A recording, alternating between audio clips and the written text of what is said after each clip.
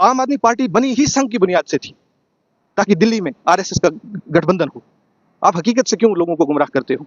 अगर वो हकीकत ना होती तो इनके सुप्रीमो केजरीवाल साहब अपनी जमानत जब्त करवा देते दिल्ली में। प्राइम मिनिस्टर बनने चले थे, एमएलए बनने से रह गए। महराज मलिक साहब के समर्थन वापस लेने का अब वो उनका, मुझे लगता है जहां तक मेरा सोचना है कि वो उनका एक जाती फैसला है। उन्होंने इस इलाके को नज़रअंदाज करके अपनी सियासत चमकाने के लिए ये फैसला लिया है।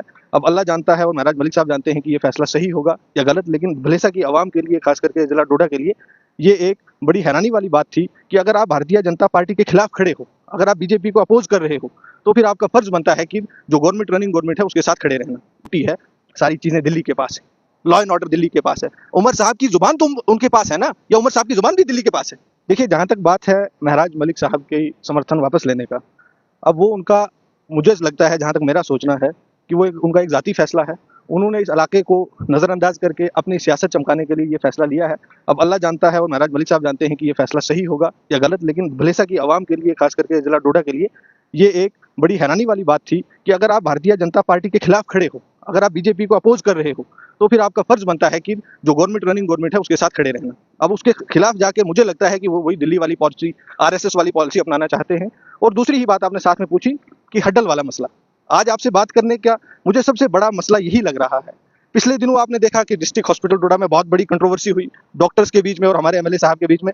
लेकिन जब हकीकत ये है कि हमारे हड्डल की एक लड़की जो डिस्ट्रिक्ट हॉस्पिटल डोडा में एडमिट होती है, जिसकी वहाँ पे डेथ हो जाती है, 11:50 पे उसकी डेथ होती है, और 1:30 बजे डिस्ट्रिक्ट हॉस्पिटल डोडा के डॉक्टर्स उसको रेफर करते हैं। डेथ होने के बाद 1.5 घंटे बाद डिस्ट्रिक्ट हॉस्पिटल से उसको रेफर किया जाता है। इतना बड़ा जुल्म डिस्ट्रिक्ट डोडा में हो रहा है, और वहीं उसी एमएलए साहब की नजरों के सामने जो बड़ी बड़ी बातें करते हैं। उन्होंने सियासत कर ली, कंट्रोवर्सी कर दी, लेकिन मुझे आज तक ये बात की समझ नहीं आ रही। डीसी साहब ने चिल्ली में आके कहा कि मैं मजिस्ट्रेट इंक्वायरी करूंगा, एमएलए साहब ने कहा कि हम ये से वो कर देंगे, लेकिन बड़े अफसोस की बात है कि आज भी वो हड्डल की गरीब फैमिली इंसाफ की गुहार लगाए बैठी हुई है। उनके पास उनकी आवाज सुनने वाला कोई नहीं है। यहाँ से मुझे लगता है कि जिला डोडा की आवाम को अब सामने आना होगा और अपने हकूक के लिए लड़ना होगा। सिर्फ सोशल मीडिया पे या हमारे किसी बड़े लीडर की बयानबाजी से लोगों के काम नहीं होंगे। लोगों के काम करने के लिए लोगों को खुद होशियार होना पड़ेगा। साहब का साफ तौर पर यह कहना है कि मेरे समर्थन वापस लेने के पीछे सिर्फ राज ये है कि मेरे गरीबों का काम नहीं हो रहा है, मेरी जनता का काम नहीं हो रहा है, मेरी बात कोई सुन नहीं रहा है। साफ तौर पर यह सामने निकल के आ रहा है। तो अगर एमएलए साहब को ये 9 महीने बाद क्यों पता चला? क्या वो नेशनल कॉन्फ्रेंस से पहले से वाकिफ नहीं थे? क्या उनको ये नहीं पता कि नेशनल कॉन्फ्रेंस ने 96 में क्या किया? क्या उनको पता नहीं कि नेशनल कॉन्फ्रेंस ने 2024 में गुपकार अलायंस तोड़ के जम्मू कश्मीर का क्या हाल किया? वो तो नेशनल कॉन्फ्रेंस की खामियों को बाखूबी जानते थे। फिर वो लोगों को गुमराह करने के लिए नेशनल कॉन्फ्रेंस के पास गए कि उनसे ये सवाल भी पूछो जरा।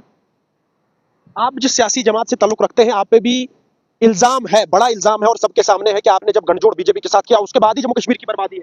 नहीं, देखिए, जहां तक पीडीपी का सवाल है, पीडीपी को 2014 में जम्मू कश्मीर के लोगों ने 28 सीट्स दी, असेंबली सीटें दी, और जबकि मुफ्ती साहब ने एजेंडा ऑफ अलायंस पे सरकार बनाई और दिन के 12 बजे सरकार बनाई, शरेआम बनाई, लेकिन नेशनल कॉन्फ्रेंस को वहीं दूसरी ओर कश्मीर की आवाम ने 50 सीटें दी ताकि ये बीजेपी के साथ ना जाएं, ताकि ये 370 की बात करें, ये स्टेटहुड की बात करें, ये 35A की बात करें। लेकिन बड़ी बदकिस्मती की बात यह है कि नेशनल कॉन्फ्रेंस आज घुटने जोड़ के बैठी हुई है बीजेपी के सामने, और यहाँ से ये जाहिर होता है कि जो नेशनल कॉन्फ्रेंस से लोगों से वादे किए, वो कारोबार आप लोगों ने खोला था। जिस तरह से आप कह रहे हो कि घुटने जोड़ के वो उनके साथ बैठ रहे हैं, कारोबार आपका ही खोला हुआ नहीं, अगर हमने कारोबार खोला, महबूबा जी ने 12,000 नौजवानों की एफआईआर वापस ली, उमर साहब किसी एक की एफआईआर वापस लेके बताएं तो मैं मानूंगा। उमर साहब इंतजार इस बात का कर रहे हैं कि स्टेटहुड वापस हो जाए, उसके बाद जो है जम्मू कश्मीर की हालात को जो है वो ट्रांसपेरेंसी में बताएं। नहीं, जो लोग तारीख से वाकिफ हैं वो नेशनल कॉन्फ्रेंस के इंतजार को 1931 से जानते हैं, वो नेशनल कॉन्फ्रेंस की तारीख को शेख इंदिरा अकॉर्ड से जानते हैं, वो राजीव फारूक अकॉर्ड से जानते हैं, वो 2024 की गुपकार अलायंस को तोड़ने से जानते हैं। 1998 में जो ऑटोनॉमी के नाम पे वोट लेके उमर साहब की मिनिस्ट्री के लिए नेशनल कॉन्फ्रेंस जो कंप्रोमाइज किया,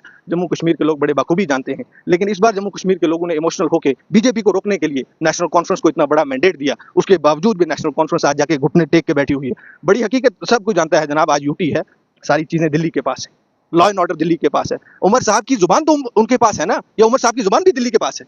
वो बोल तो सकते हैं ना कि हमारा 370 वापस दो, जिसके नाम पे उन्होंने वोट लिया। वो ये तो बोल सकते हैं ना हमारा 35A दो। वो ये तो दूसरी ओर जाके जनाब घुटने टेके बीजेपी आप आए तो मौसम बड़ा खुशगवार हो गया। ये मौसम तो जम्मू कश्मीर का पहले से खुशगवार था। आज हमें हमारे हकूक चाहिए थे, और उमर साहब से जम्मू कश्मीर के लोगों को ये उम्मीद थी कि वो बात करेंगे, लेकिन बड़ी बदकिस्मती की बात है वो खामोश बैठे हुए। इस इलाके में सियासत काफी ज्यादा गर्म है। महराज मलिक का विधायक बनना और विधायक बनने के बाद आज जो समर्थन वापस लिया है, यहाँ के लोग साफ तौर पर ये कह रहे हैं कि समर्थन लेना अच्छी बात है, क्योंकि महराज मलिक लोगों का काम करना चाहते हैं, नेशनल कॉन्फ्रेंस लोगों का काम नहीं करने चाहते।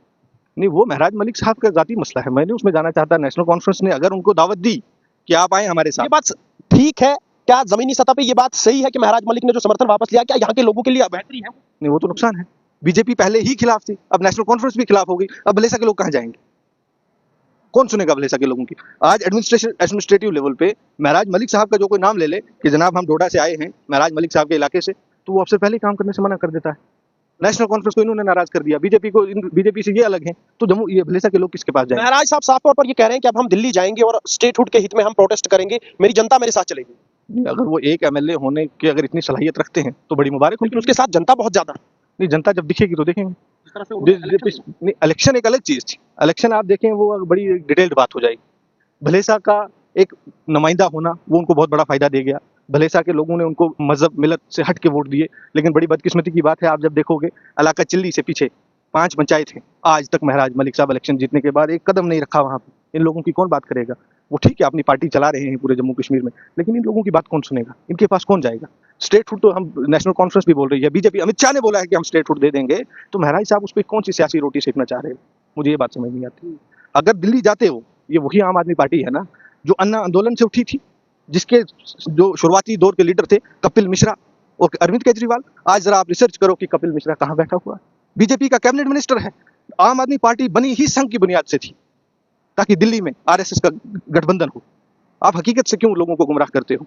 अगर वो हकीकत ना होती तो इनके सुप्रीमो केजरीवाल साहब अपनी जमानत जब्त करवा देते दिल्ली में। प्राइम मिनिस्टर बनने चले थे, एमएलए बनने से रह गए। तो मुझे लगता है कि महराज साहब को हकीकत जाननी चाहिए कि भलेसा के लोगों ने मेरे पे भरोसा किया है, भलेसा के लोगों के काम करने चाहिए, ना कि बड़ी बड़ी बातें करके इस गरीब आवाम को धोखा देना चाहिए। तो सब ऐसा हमने पहले भी नहीं देखा, ऐसी बातें हमने नहीं सुनी, या फिर ऐसे विधायक को हमने नहीं देखा जो ये कहे कि मैंने 9 महीने में कुछ नहीं किया है। पब्लिक के सामने आके वो ये कह रहे हैं कि मैंने 9 महीने में बिल्कुल भी कुछ नहीं किया है जमीनी सतह। तो रिजाइन कर देना चाहिए ना। अगर वो नहीं कुछ कर पा रहे तो रिजाइन करें। मुझे करने नहीं दे रहे। तो कौन नहीं करने दे रहा? कौन रोक रहा है उनको? अगर उनको रोज तीसरे दिन आके कोई कंट्रोवर्सी क्रिएट करनी है, वो कंट्रोवर्सी को अगर कोई डेवलपमेंटल वर्क कहते हैं, तो मुझे बड़ा अफसोस है। उनको काम करने से कौन रोक रहा है? बिजली, पानी, सड़कें, ये तो उन्हीं के पास है ना। ये पावर तो एक असेंबली के पास है ना, गवर्नमेंट के पास है ना। इनसे कौन रोक रहा है? किसने रोका?